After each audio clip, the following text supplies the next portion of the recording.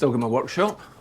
Dinner's ready! Management consultancy me. I'm not some damsel in distress. On a much bigger problem. Oh. Did your mum let you out then?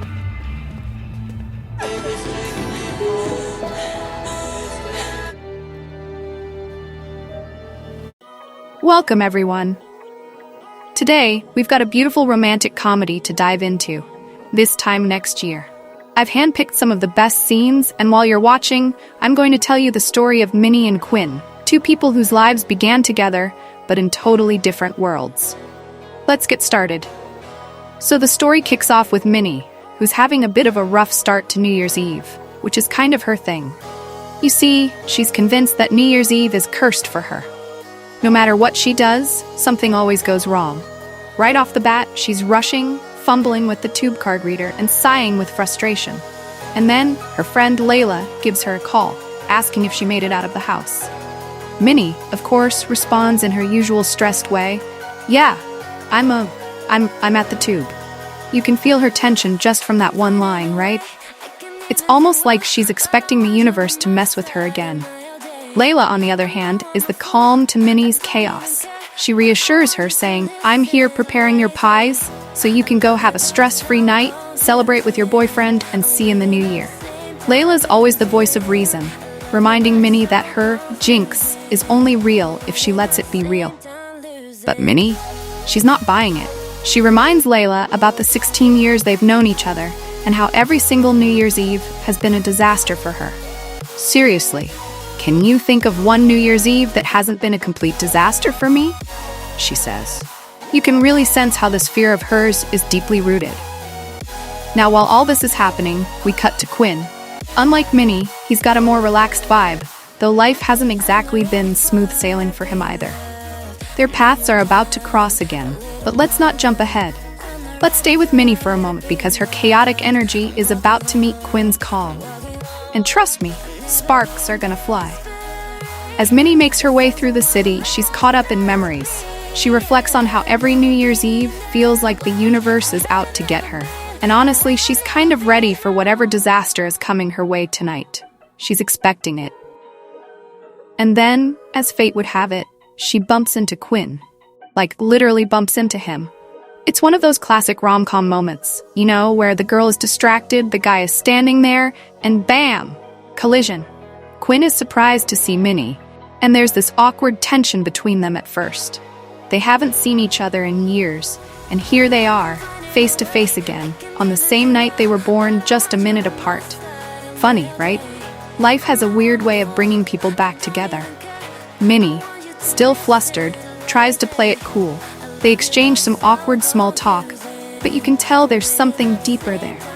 They've got history. And now, with New Year's Eve looming, the possibility of rekindling whatever they had seems complicated. At this point, if you're enjoying the story so far, don't forget to hit that subscribe button. Trust me, there's more to come, and you don't want to miss it. Alright, back to the story. After that unexpected meeting, Minnie and Quinn end up spending more time together. They go through a whirlwind of emotions, talking about the past, what went wrong, and why they drifted apart in the first place. And it's not just surface-level stuff. They dive into their fears, their dreams, and what they want from life. Minnie, despite all her New Year's Eve paranoia, begins to feel something shifting. Maybe, just maybe, things won't go horribly wrong this time. One scene that really stands out is when Minnie and Quinn are walking through the city streets, surrounded by New Year's Eve celebrations. There's this moment where they both stop, look at each other, and you just know they're wondering the same thing. Is it too late for a second chance? Quinn, in his usual calm manner, asks her, "What if we tried again? What if this time we didn't let the past get in the way?" Minnie hesitates as she's still afraid of the New Year's curse, but there's hope in her eyes. As the night goes on, they have a few more bumps along the way, because, of course, nothing can be that easy for Minnie. There's a moment where she almost lets her fear of jinxes ruin everything.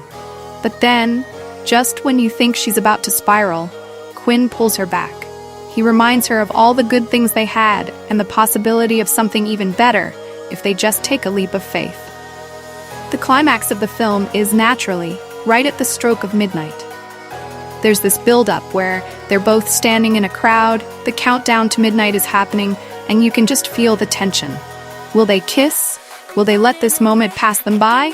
Everything seems to slow down, and it's like the whole world is watching them. And then, finally, as the clock strikes 12, Minnie takes a deep breath, looks at Quinn, and... well, I won't spoil it entirely, but let's just say it's a moment worth waiting for. The whole idea of New Year's Eve being cursed? Maybe it's just been in her head all along. Maybe this year, things are finally going to be different. So that's the story of This Time Next Year. It's funny, heartwarming, and just the right amount of emotional. Minnie and Quinn's journey from childhood to adulthood, their separate struggles, and their eventual reunion all tie together beautifully. It's a reminder that sometimes love is all about timing, and maybe this time they've finally gotten it right. And there you have it.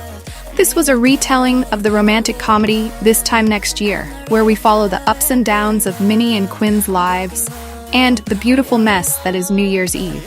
If you loved this story, don't forget to hit that like button and subscribe for more movie summaries just like this.